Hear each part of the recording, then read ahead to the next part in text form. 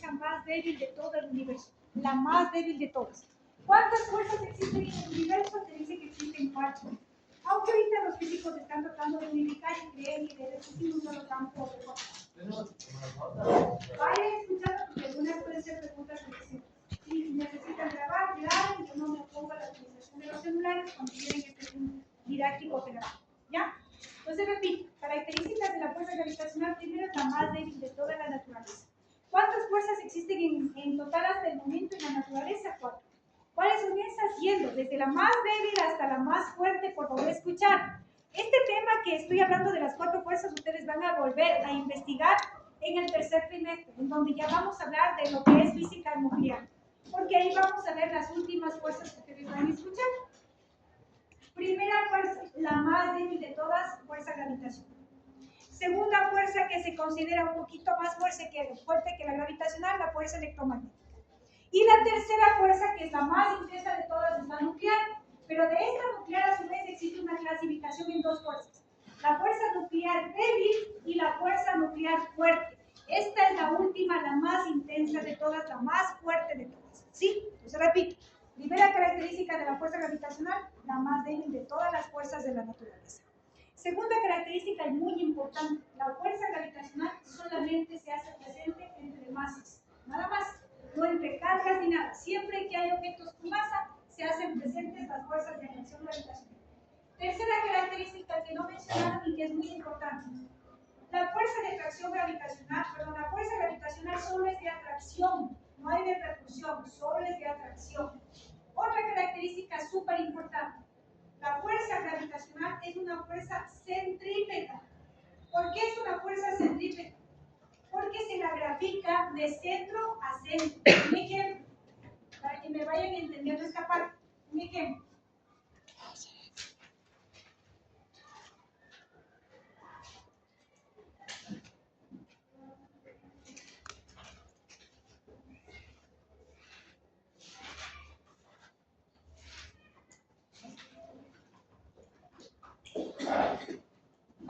Una fuerza centrípeta, tal como su nombre lo menciona, es aquella que se dirige del centro de un cuerpo hacia el centro de otro cuerpo.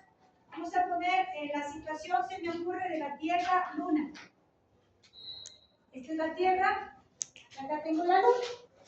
Esta es una de las razones por las cuales se mantiene en órbita, ¿no? Nada de fuerza centrífuga, sino por lo que viene a continuación. Observar, vamos a suponer que este es el centro del planeta y este es el centro de la Luna. Unimos esta línea y para yo graficar la fuerza que ejerce la Luna sobre la Tierra, hago el siguiente trazo del vector. De aquí hasta acá es una fuerza y lo mismo la otra. Ustedes saben que es la dirección contraria, ya sabemos. Y si le ven dónde nace, usted ya me puede decir cómo le llamaríamos a esto. ¿Fuerza de quién sobre quién? Estamos hablando de Tierra y Luna. ¿Aquí qué me pongo? Exactamente. ¿Y el área acá sería, por lo tanto, al revés? Estas dos, ¿qué son según lo que hemos estado calculando? Tienen el mismo módulo, pero distinta dirección. Esta se anula. Y al anularse es como si no existiera y se mantienen en órbita. ¿Pero por qué en órbita, en este caso elíptica? Bueno, ahí viene la parte de la creación del universo. Se cree, y la teoría más aceptada de la creación del universo es el Big Bang. Ustedes recuerdan, ¿ya? ¿Qué se cree que fue el Big Bang? Una masa intensa, a una temperatura elevada, presiones muy, muy altas, y que por estas presiones muy altas, temperatura elevada, explota. ¿Han estado ustedes tal vez en alguna película en donde se ha producido una explosión y han visto qué pasa en una explosión? Salen fragmentos pequeñísimos disparados a diferentes velocidades y velocidades muy altas.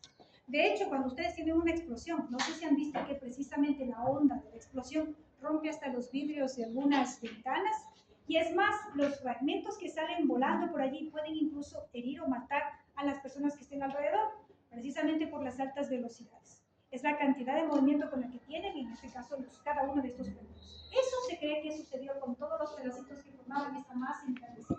Salió a velocidades infinitamente grandes. ¿Pero qué es lo que pasó? Ahí viene la fuerza de atracción gravitacional.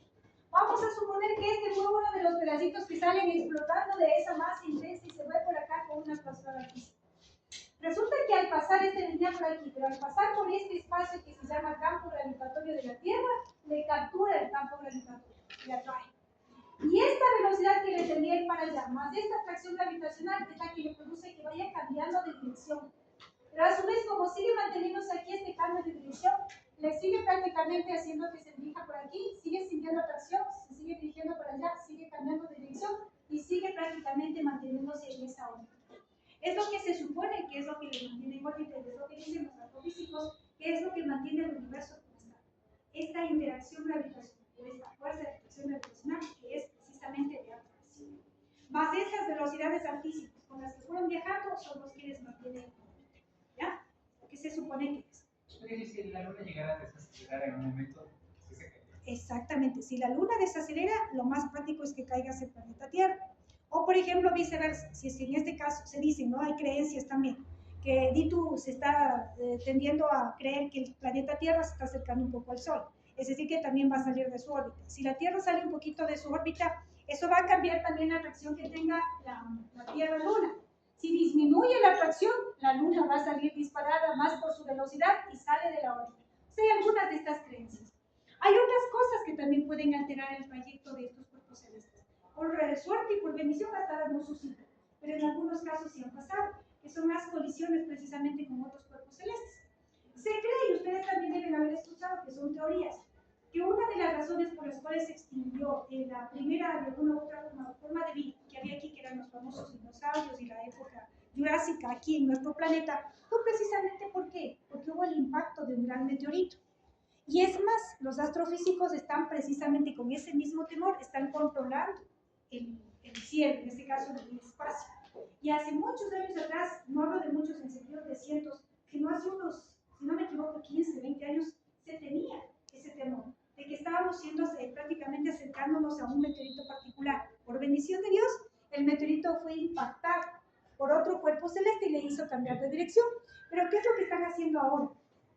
Los centros espaciales, la NASA, que hacen más estas investigaciones, ya tienen listos, así como tienen listos misiles para bombardear cuando están en épocas de guerra, también tienen listos misiles para bombardear algunos de estos cuerpos celestes y hacerles que estos cambien la trayectoria y que no impacten en nuestro planeta Tierra. Es lo que tratan de hacer y eso ya tienen listo de una u otra manera.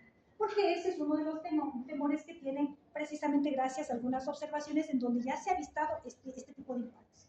Los chicos que investigaron sobre el cometa Halley, cuando hablaron del cinturón de nube de oro, debieron incluso haber, por eso se mandó a investigar sobre todo el cometa Halley, debieron haber leído que se cree que el cometa Halley no debería ser avistado tan seguido acá en nuestro planeta Tierra, porque se cree, repito, que es un cometa de periodo largo. ¿Qué son periodos largos en los cometas? Periodos mayores a 200 años alrededor del Sol. Pero si ustedes investigaron sobre el cometa Halley, ahora el cometa Halley ya no tiene más de 200 años alrededor del Sol. Cumple un ciclo, un periodo de 76 años aproximadamente alrededor del Sol. Porque creen, son teorías, estas cosas no están comprobadas, que le impactaron al cometa Halley alguno de estos meteoritos o cometas grandes y le hicieron cambiar la trayectoria, de tal manera que ahora se le ha visto un poco más frecuente. Eso es lo que se está de alguna manera suponiendo, ¿sí? Pero repito, estas cositas un poquito son teorías que se mencionan, no están completamente completas, ¿ya? Pero entonces vamos con esta cuarta característica, es central. ¿Por qué era central? Porque iba de centro a centro. Y como ustedes ven, están dirigidas del centro de la una hacia el centro de la otra. ¿Comprendido por qué es centrípeta? Hasta ahí 4 características. Vamos con otra. Estas otras características ya surgen de la fórmula de la fuerza de gravitación universal. Recuerden que la fórmula nos decía esto, ¿no? ¿Verdad? Y es la fórmula que hemos estado nosotros utilizando. ¿Qué menciona allí? De acuerdo a la formulita, nosotros sabemos que la fuerza de atracción gravitacional es directamente proporcional ¿a qué? Al producto de las masas. Esa es otra característica. Y la otra característica que sale de ahí es que la fuerza gravitacional es ¿qué? Inversamente proporcional al cuadrado de la distancia que separa esas masas. Entonces, no se olviden que ahí surge esa otra, estas otras características de la fuerza de gravitación universal. Hasta ahí, chicos, ¿alguna pregunta? ¿Ninguna? Nos faltaron, como dije, mencionar estas características de los chicos, solamente les escuché las dos últimas en función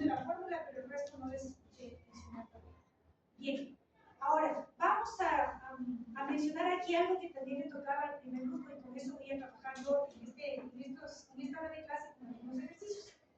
A ese grupo le tocaba diferenciar clarito lo que era masa y lo que era peso, valiéndonos de este concepto. ¿Quién me recuerda qué era la masa, chicos, por favor, del primer grupo? Bien, es la cantidad de materia, ¿qué más?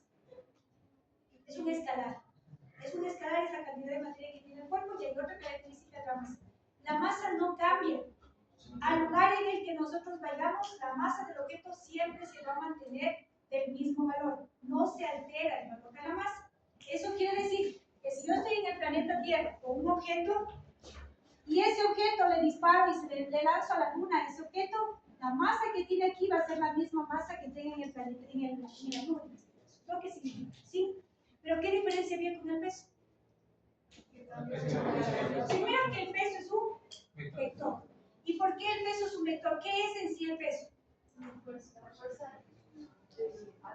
Exactamente. El peso es la fuerza de atracción gravitacional. En pocas palabras. Si yo tengo aquí la masa y tengo el peso, ¿qué es el peso? Este es el peso. Recuerdan que yo siempre les decía a ustedes que el peso es vertical hacia abajo y les dije que les iba a explicar exactamente en este año lo que es en sí el peso. El peso es lo siguiente. Observemos, por favor, les voy a hacer un dibujito para que ustedes vayan viendo y se les vaya quedando esta parte. ¿Sí? Este es el planeta Tierra. Aquí está el objeto, voy a ponerle en el polo norte, le voy a poner aquí como estamos en el Ecuador. Le voy a poner uno en el polo sur y aquí vamos a poner el norte. Le voy a poner un punto por acá, cualquiera. ¿Ya? La gravedad siempre era como nosotros visualizábamos que caía el objeto. Si yo estoy aquí y le dejo caer, cae hacia mis piecitos. Y yo veía que siempre caía en este sentido. Lo mismo, cae hacia mis piecitos y caía así. Y si ustedes ven con una vista panorámica desde afuera, no es en sí que cae verticalmente hacia abajo, según mi ojito. Estamos en el Ecuador, estamos así, allá. Y si yo le dejo caer, yo veo que cae vertical hacia abajo. Es lo que yo visualizo. Pero si yo tengo una vista panorámica, estamos acá. ¿Hacia dónde cae realmente el objeto? Hacia el centro del planeta, porque ahí se cumple que es una fuerza centrípeta, de centro a centro. Pero además es una fuerza de atracción, se está sintiendo atracción. Pero por otro lado, observemos esta partecita, ¿no? Observemos acá. La atracción que siente el objeto y la gravedad que siente el objeto es la gravedad que nosotros conocemos de G. Todos estos caen, estemos en donde estemos, en el hemisferio en el que estemos, en el polo en el que estemos, siempre van a tener el valor de esa gravedad. Y obviamente aquí el peso va a ser multiplicando la masa por la gravedad. ¿Ya? Pero ¿qué pasa si a ese cuerpo yo le lanzo fuera de la corteza terrestre y le lanzo por acá? ¿Creen ustedes que la atracción que siente este cuerpo va a ser la misma atracción que siente acá? ¿No?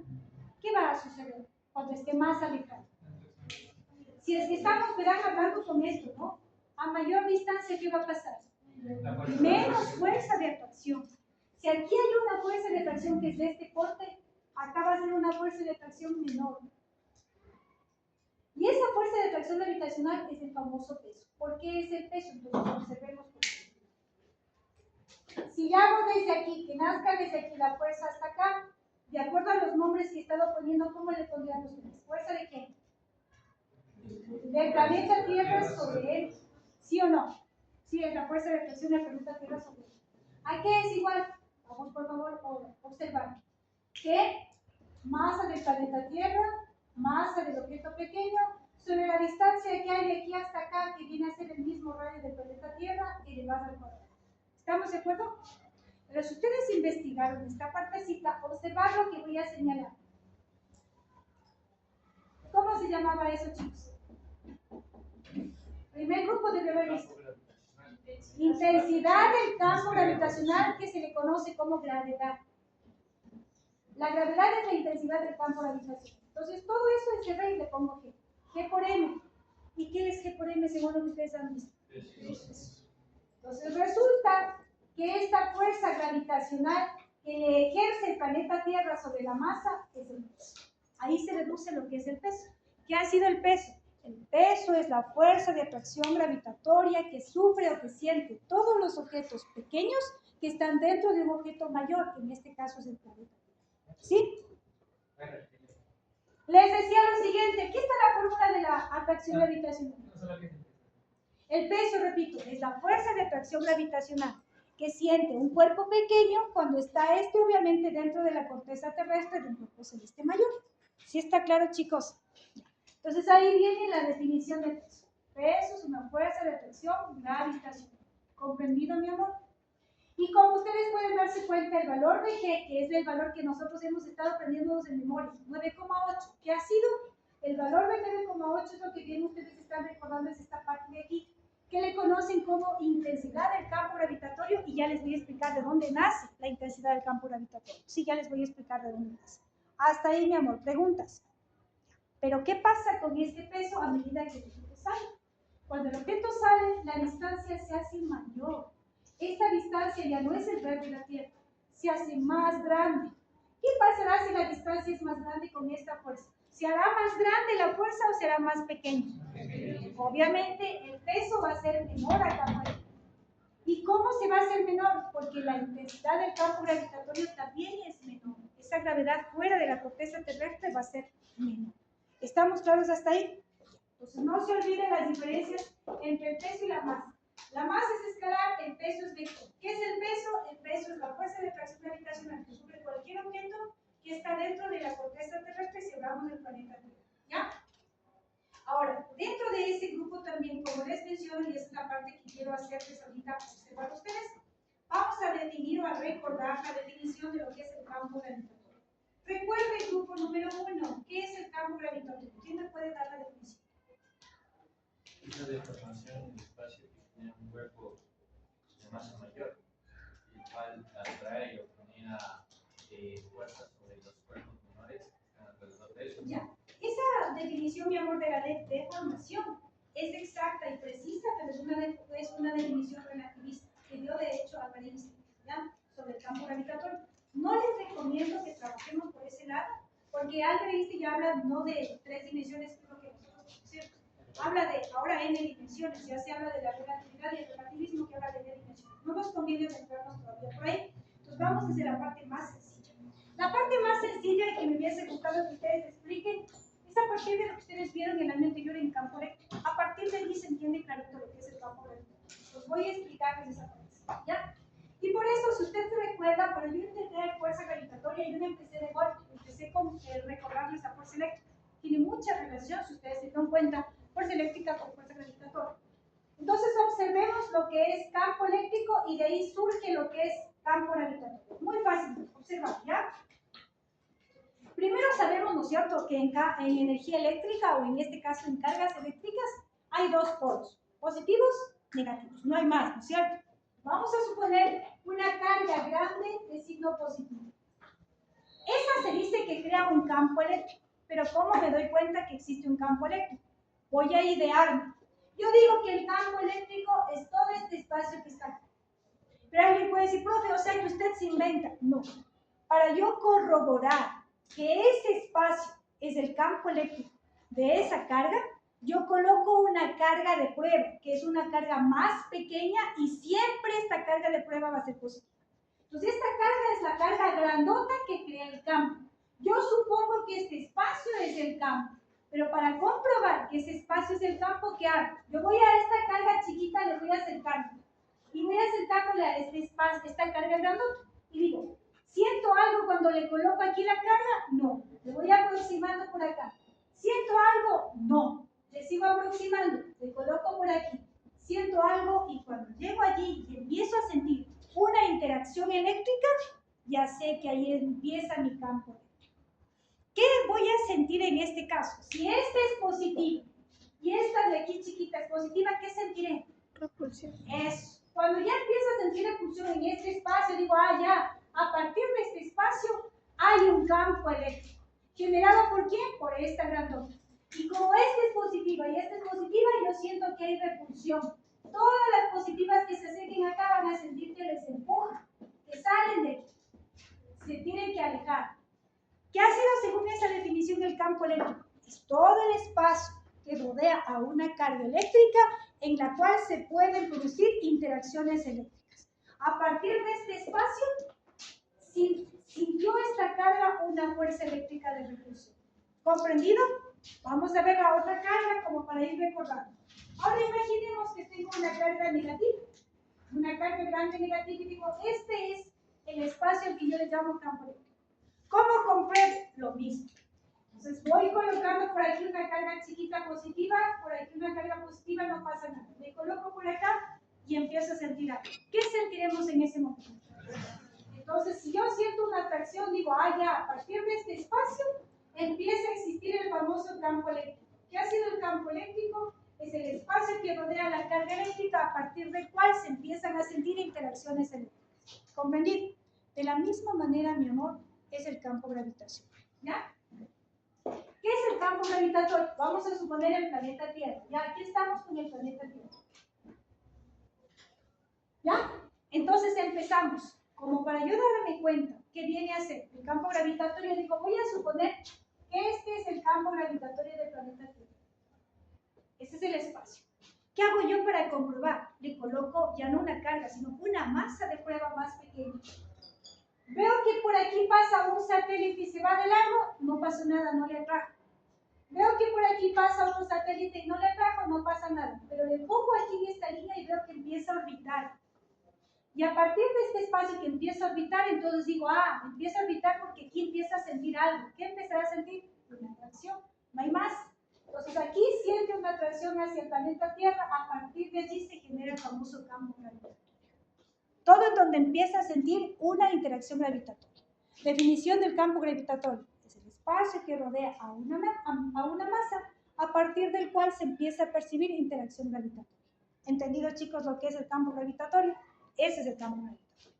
Ahora, ¿cómo lo calculamos? Parecido al campo eléctrico. Para eso vamos a recordar el campo eléctrico.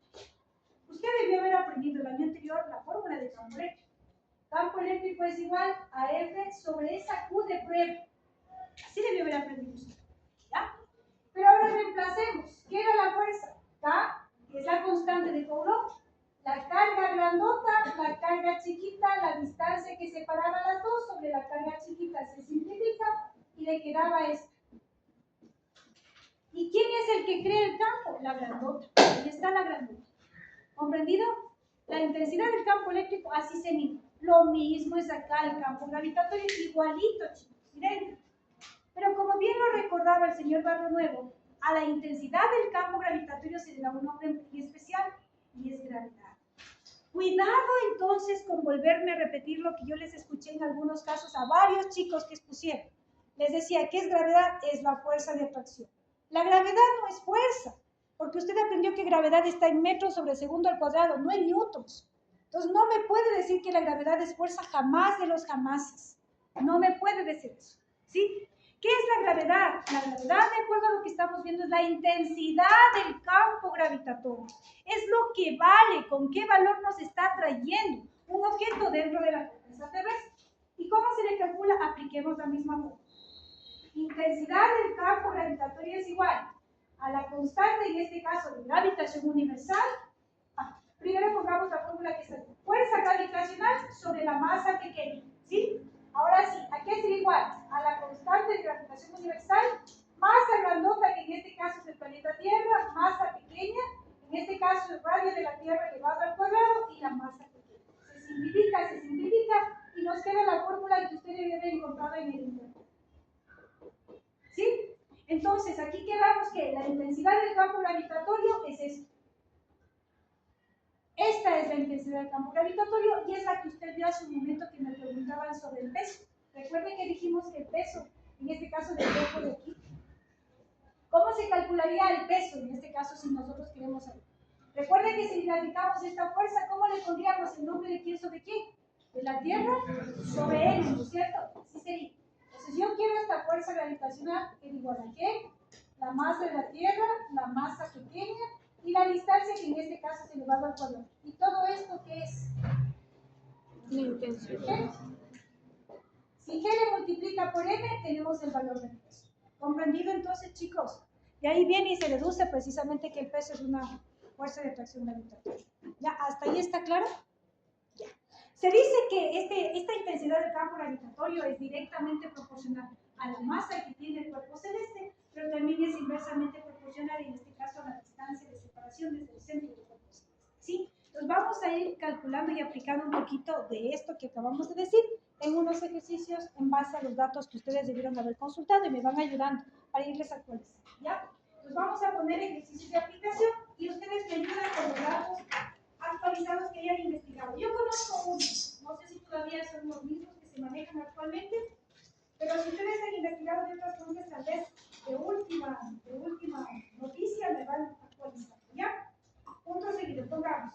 Se conoce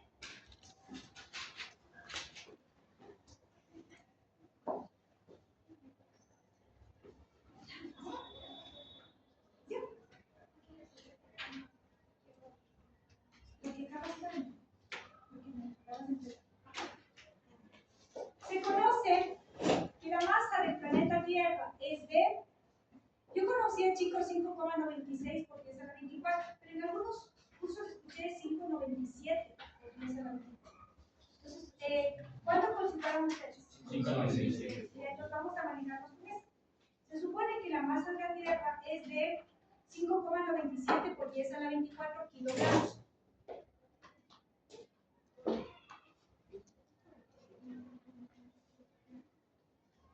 Y el radio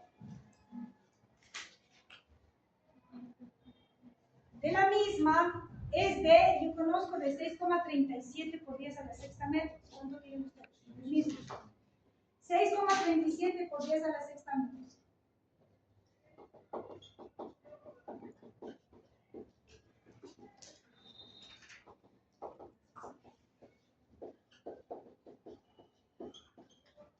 ¿Cómo? Hallar el valor de la intensidad del campo gravitatorio de la Tierra.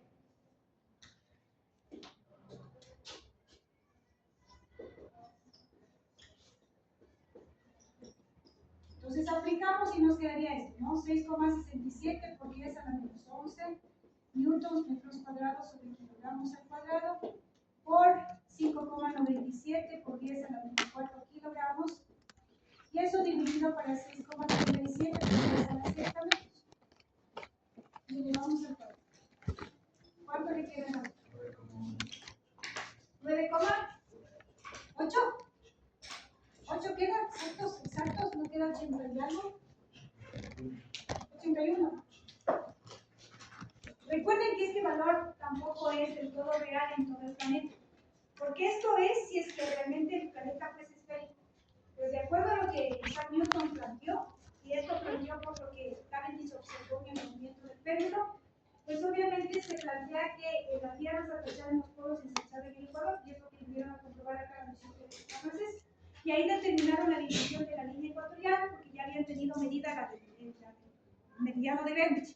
Y ellos en un principio decían, como ya la Tierra es esférica, basta que tengamos la medida del meridiano, pues en todas las dimensiones es la misma. Pero no, Cavendish empezó a hacer una medición particular con un péndulo. ¿Qué es un péndulo? Un péndulo, chicos, es una cuerdita con un objeto que está colgado abajo. Ese péndulo Cavendish le hacía oscilar y le encantaba porque él descubrió algo particular, y esto él iba llevando a todas las partes del mundo haciendo conocer lo que él había descubierto. Y él descubrió esto, chicos. Descubrió, y en efecto hasta ahora se utiliza, y dijo, el periodo del péndulo se calcula de esta manera. Gracias a la gravedad que descubrió Newton, decía él, mi péndulo siempre se mueve con este periodo, pero sucedía algo particular. Y ahí es cuando viene y surge la inquietud de Newton, gracias a estas cositas que empezó a medir Cavendish. Estas personas de esta época un poquito renacentista no eran de los científicos de ahora que tienen la tecnología a la mano ni nada, eran más observadores, ¿ya?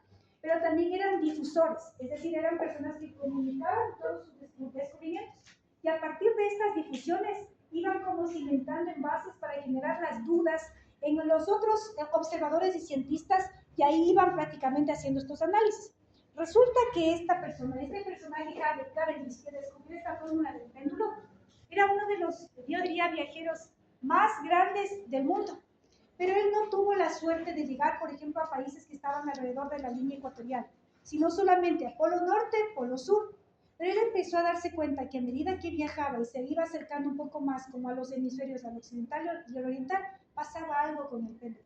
Iba variando estos valores que él determinaba. Nunca debió haber variado, porque el péndulo jamás cambió en longitud. Nunca cambió la longitud del péndulo. Entonces, Cavendish decía, no sé qué está sucediendo con el aparatito, pero a medida que yo viajo a ciertos lugares, ya no me está dando el mismo valor. Cuando Newton escucha esto, él dice, pero ¿cómo si no puede ser posible? La fórmula tuya estaba funcionando tremendamente bien. Newton le surge la idea y dice, entonces, si no cambia la longitud del péndulo, ¿qué debe estar cambiando? La gravedad. ¿Pero por qué debe estar cambiando la gravedad? Por la forma de la Tierra. Mientras más atachadas sean los polos, la gravedad es mayor. Si es ensanchada acá, es menor. Entonces ahí no cuadra tu fórmula. Eso difunden, hacen conocer y viene la misión geodésica acá a saber qué es lo que está pasando. Y ahí viene esta parte. Continuamos la siguiente clase, chicos.